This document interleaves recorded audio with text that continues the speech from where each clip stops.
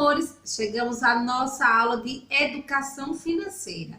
E antes de nós iniciarmos, vamos começar o nosso culto? Para a reflexão de vocês, eu trouxe uma história muito legal. Conta a história de um pai de uma família muito rica. E ele chamou seu filho assim: filho, hoje você vai aprender uma grande lição. A diferença entre ser rico e ser pobre. E o filho: ok, papai, tudo bem, vamos lá. Então o pai o levou para um lugar bem distante, um sítio.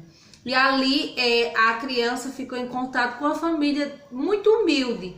E ali tinha crianças, tinha cachorros, e atrás da casa tinha um riacho, e a criança subiu nas mangueiras, e a criança se divertiu muito aquele dia. E quando terminou o dia, o pai chamou a criança assim: vamos, filho, vamos para casa. E o menino ali foi-se. E quando o menino já estava em casa com seu pai ali o chamou e disse assim: filho, e aí, eu gostaria de saber o que foi que você viu, o que foi que você aprendeu hoje. E a criança ali abraçou seu pai e disse assim: pai, muito obrigada, pois eu aprendi grandes lições hoje. O senhor me ensinou de verdade a diferença entre ser rico e ser pobre. E o pai: tá bom, então eu quero saber o que foi que você aprendeu. Pai, nós temos um cachorro, eles têm 4 cachorros, aquela família. Pai, nós temos uma piscina que é metade do nosso terreno, da nossa casa. Pai, o senhor viu o terreno deles como é grande, e atrás o senhor viu o rio dá quantas piscinas já nossa. E ali o seu pai ali envergonhado baixou a cabeça e disse: pai, o senhor viu que nós temos que ir no mercado comprar frutas, e eles lá têm, pai, o próprio pé deles, eles não precisam ir no mercado comprar. E o seu pai ali abraçou o seu filho e disse: realmente, filho, hoje eu aprendi grandes lições com você. Hoje eu quis te ensinar a diferença entre ser rico e ser pobre. E hoje eu descobri a diferença entre realmente o que é que vale.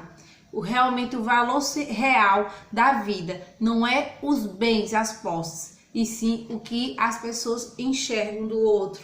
Então, com isso que eu quero aprender, o que eu quero aprender e ensinar também para vocês, que no momento que nós estamos, por exemplo, mesmo, ter dinheiro não significa muita coisa não, sabe? Porque em quantos países a saúde pública entrou no caos justamente também com a saúde privada, e quantas pessoas ali estavam disputando por um respirador do mesmo jeito, não importava se era rico ou se era pobre, todos estavam na mesma condição. Com a situação que nós estamos, com o cenário que nós estamos aqui agora, estamos no mesmo nível, no mesmo patamar. Mas uma coisa é certa, queridos, o quanto que nós estivermos unidos, juntos, como família, como os amigos, é que vai fazer a diferença, sabe? Que se nós unirmos nossas forças, nós podemos ir muito mais, nós podemos crescer juntos e afinal de contas sairmos dessa, se cada um fizer a sua parte. Então, meus amados, eu quero que vocês reflitam muito sobre essa história que eu contei, e que nós iremos, a partir de agora, nessa nossa aula, vamos falar justamente sobre isso, sobre planejamento, enfim, sobre muitas coisas relacionadas à educação financeira. Vamos orar? Feche seus olhinhos. Querido Deus, querido Pai, agradecido estamos, Senhor, pelo Teu imenso amor por cada um de nós. Te pedimos que o Senhor esteja sempre conosco, hoje e sempre. Amém. E hoje, na nossa aula de educação financeira, nós iremos para a página 15. Mas antes de nós irmos para a página 15, nós iremos aqui retomar a história para a gente compreender. Então, aqui, temos na página 14, fala um momento que, enquanto o Rafael ainda estava guardando as moedas, ele ouviu a Bianca falando lá da sala: oba, o tio André está vindo. A visita do tio era sempre um motivo de festa. E dessa vez o tio chegou com uma novidade: ele e a família faria um passeio fora do país. Já imaginou? Eu amo viajar, eu tenho certeza que você também. E aqui diz o seguinte: que legal, tio! Você vai viajar? O Rafael comemorou. Um dia poderemos ir também, não é, mãe? E a mãe ali responde: claro, filho, podemos fazer os planos para uma viagem assim. Faz 2 anos que estamos programando essa viagem, revelou o tio. Então, ó, a palavra do momento agora é planejamento. Planejamento. Se eu perguntar a você, criança, ou talvez ao adulto que está ali acompanhando agora, quem se planejou para estar nessa situação que nós estamos agora? Ninguém, né? Existem coisas que nós podemos planejar e outras simplesmente acontecem. Mas diante dessa situação que nós estamos vivendo agora, diante desse cenário em que não é o nosso país apenas, é o cenário mundial, o que é que nós aprendemos com tudo isso? Eu ouvi vários relatos de pessoas que estão ao meu redor e eles disseram assim para mim, e eu também aprendi, que depois de quando tudo isso passar, grandes lições nós iremos aprender. Isso é verdade. Uma delas se chama o quê? Planejamento de vida. Como assim? É economizar o máximo que puder, evitar os gastos desnecessários e só gastarmos realmente com aquilo que merece nossa atenção. Evitar o consumo de coisas supérfluas, que é tudo isso que nós iremos compreender o significado dessas coisas. E tudo na nossa vida tem que ser planejado, Sabe por quê? Porque se nós vivermos simplesmente no botão digamos assim, da base do improviso, a vida vai nos pregar grandes peças. Se você, por exemplo, aqui, você ainda é criança, você talvez ainda não vai compreender o significado que eu vou falar aqui. Mas quem é? A própria Bíblia já deixa um conselho. Quem é que vai planejar fazer uma construção de uma casa e não senta primeiro para ver quais serão as despesas, quanto será a receita? Sabe por que Deus nos aconselha? Para que quando a gente estiver fazendo a nossa construção ou a nossa reforma, nós estejamos preparados para os imprevistos que possam acontecer. Ou você já imaginou você gastar tudo com coisas supérfluas e quando menos esperar você aí adoecer e não ter o dinheiro nem sequer para fazer o tratamento ou comprar a medicação? Então, crianças, vocês ainda são pequenos, mas eu espero que vocês tenham aprendido, porque o paradidático lá do seu Zé, o Zé das Couves, foi muito bom, falando também sobre isso.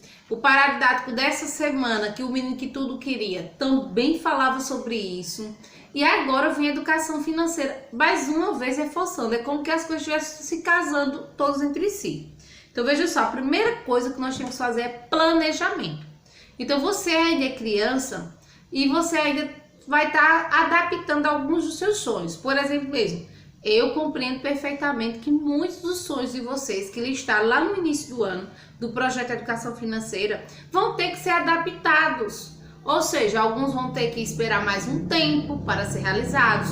Outros que queiram realizar agora vai dar prioridade a outras coisas, porque percebeu que seu sonho é um sonho supérfluo. Concordo plenamente com você. São grandes lições como essa que a gente está aprendendo no nosso dia a dia que vai de fato valer a pena. Então aqui, na questão de número 2 aqui, na página 15 é assim, tio André planejou a viagem com antecedência. A família de Rafael e Bianca também estava guardando dinheiro para o pedal total. E sua família? Qual sonho vocês têm? Escreva aqui. Sua família tem algum sonho? Se tiver, coloca aí. Se não tiver, coloca o seu sonho. Eu tenho um sonho de fazer uma viagem para tal lugar. Eu vi muitas crianças falando que tem sonho, por exemplo, de ir para Beto Carreiro. Outros gostariam de ir para Disney. Então aí são alguns sonhos. Ou então você pode dizer morar numa casa maior, ter um quarto só para mim. Então cada sonho, cada pessoa, cada família vai ter o seu sonho. E aqui diz assim, que tal começar a planejar para a realização do seu sonho? Você sabia que os seus sonhos têm que ser planejados e para isso precisa organizar? Como assim?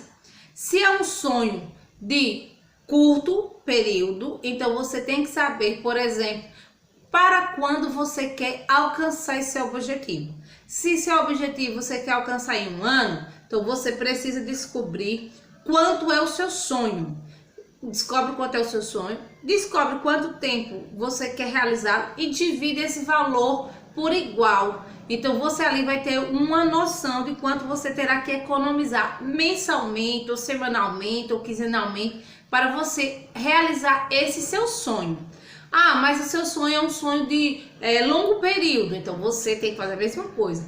Calcular quanto é o seu sonho, Você precisa ali se planejar para você descobrir quanto por mês você irá economizar para a realização desse sonho. Então, com base nisso é que você vai saber realmente quanto tempo você terá para a realização desse sonho. E na página 16, aqui traz a proposta, traz um diálogo também. E a mãe aqui começa falando para Rafael e Bianca: sabe aqueles jogos de montar que vocês gostam? Aí as crianças ali afirmam que sim. E ela diz assim: vocês sabiam que lá nos Estados Unidos custam bem mais barato? E o seu tio pode trazer também para vocês. E ali os meninos ficaram felizes da vida em saber que eles amavam aqueles joguinhos de montar e que lá para onde o tio ia era bem mais barato. E a mãe aqui falou: então que tal se vocês juntarem o dinheiro para ver quanto a gente consegue e seu tio trazer? Mais uma vez, planejamento. Olha a palavra aí do momento, planejamento. Então, se você quer muito realizar um seu sonho, você tem que se planejar, você tem que saber quanto que é, para quanto tempo você vai economizar. Se você chegar aquele período que você estabeleceu, avaliar se realmente alcançou ou não alcançou, se vai esperar ou vai adaptar o seu sonho. Eu costumo dizer que sonho, a gente não pode estar se desfazendo se realmente for um sonho. Se for algo assim, vamos dizer, impensado, você colocou, listou só por listar, dá para ser adaptado. Mas se o seu sonho é um sonho que vale a pena seguir, então você ali dá mais um prazo, mais um tempo, vai lá, foca e você consegue. E ali os meninos estavam todos empolgados para juntar o dinheiro e assim comprar os jogos. Aí aqui diz assim, para comprar o jogo, Rafael e Bianca precisaram fazer um planejamento e deixar de gastar com o que fosse supérfluo. Aí aqui diz: procure um dicionário e escreva abaixo o significado dessa palavra. Você sabe o que é supérfluo? Não sabe?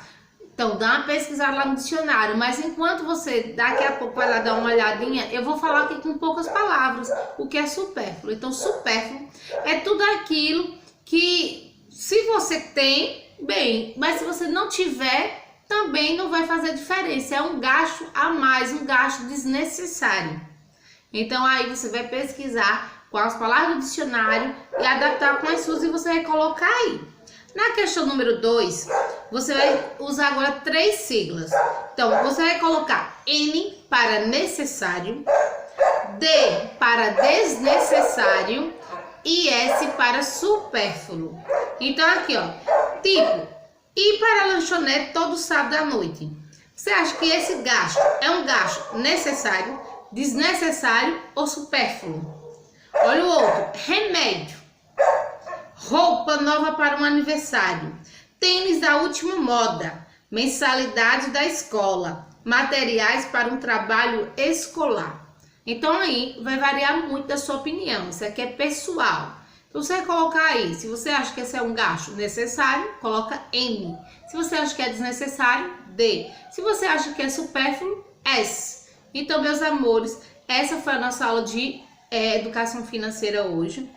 Eu espero que vocês tenham compreendido a diferença entre esses gastos e eu espero que realmente vocês, a partir desse momento, repensem. Vai lá no seu caderninho de matemática, quando você listou, conversa com a sua família, o que é que vocês vão fazer, se vão permanecer com um sonho que você tinha listado lá no início, se irão adaptar, como é que está. E aí eu vou deixar à disposição de vocês, para vocês aí, aos poucos, indo ajustando de acordo com a nova realidade. Mas uma coisa é certa: quando nós sairmos dessa, nós teremos aprendido grandes lições. E vocês, crianças, terão o privilégio de dizer, sabe o quê? Eu vivi tudo isso. Então, se cuida, beijinho. Então, tenha um bom final de semana e até segunda-feira. Tchau, tchau!